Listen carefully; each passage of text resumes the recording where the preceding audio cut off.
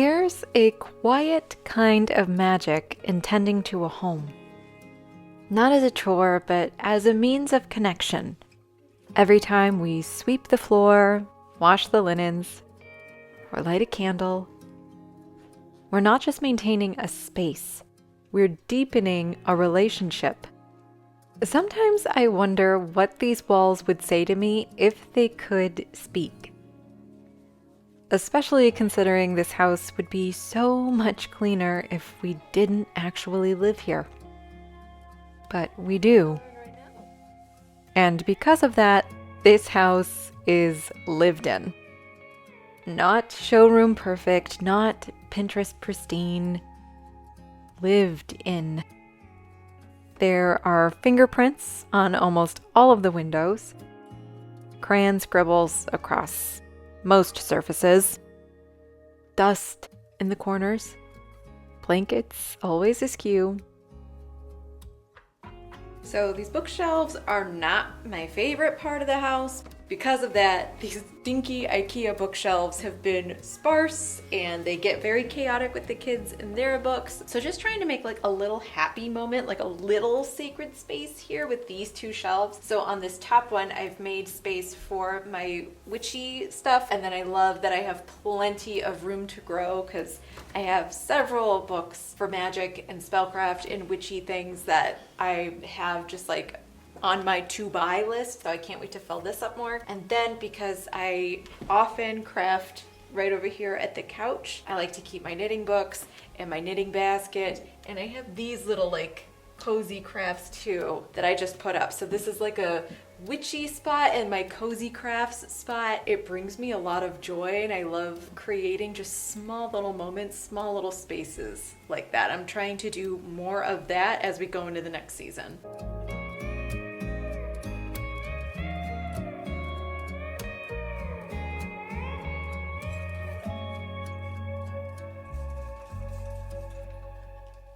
Some days it feels like too much. Honestly, most days it feels like too much.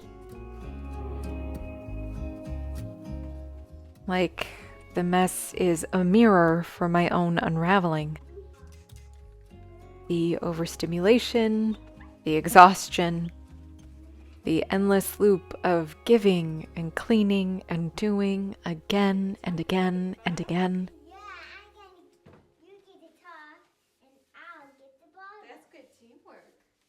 But then I pause and I remember.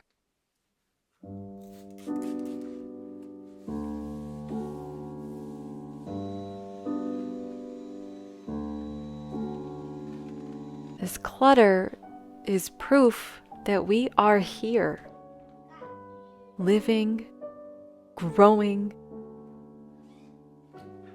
becoming. This mess isn't failure.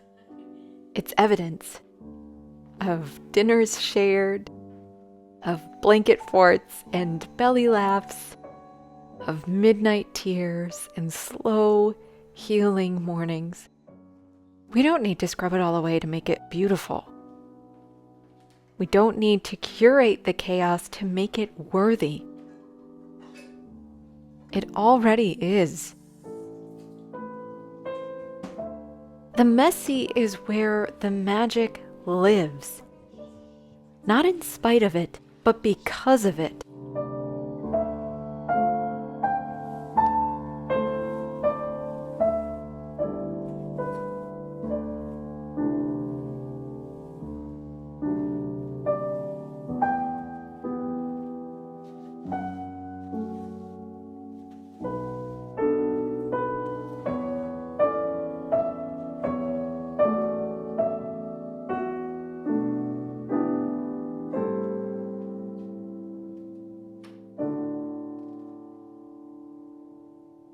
A house becomes a home when we treat it as something alive, a spirit in her own right, watching, holding, remembering.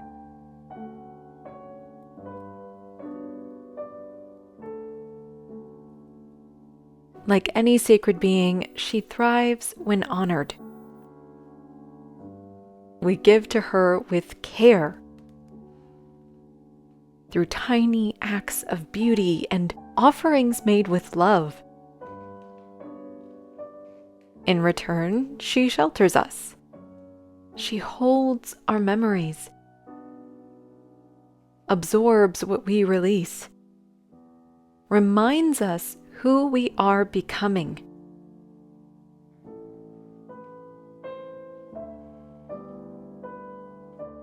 I just popped out really early this morning to grab some grocery store flowers. There's some daisies and carnations and other really pretty flowers to help welcome in the spring and to represent that joy and renewal and just all those positive vibes that I really want to bring into my home as we welcome this next season. So I'm gonna go put these together to make a little offering for my house and my house spirit, but they smell amazing. You gotta smell these. Good, right? This isn't just cleaning. It's restoration, it's renewal, it's devotion in motion.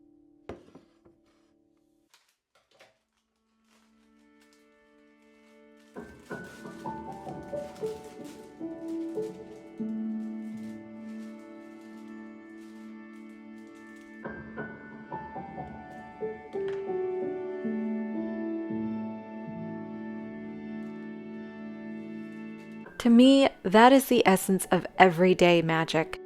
Not just the spell jars or crystals, but the intention behind the tending. That is the spell.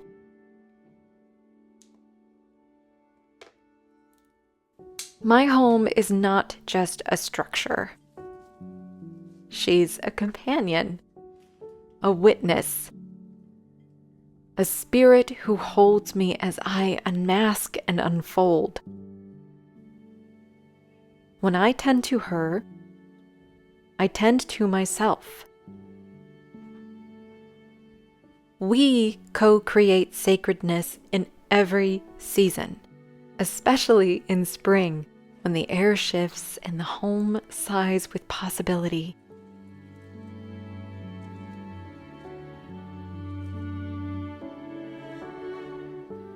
Spring cleaning becomes a ritual of release, a spell for clearing space within and without, a chance to remember even the messy can be magical, even the ordinary can be sacred.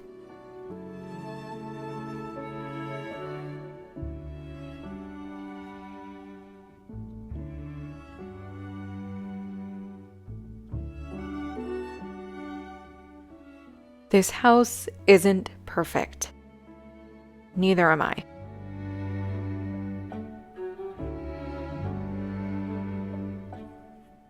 She'll get messy again. And so will I. But we are both alive. And that makes us worthy of devotion.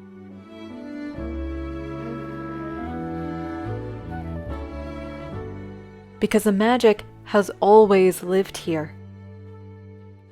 In the dust, in the dishes, in the doing. All we have to do is see it.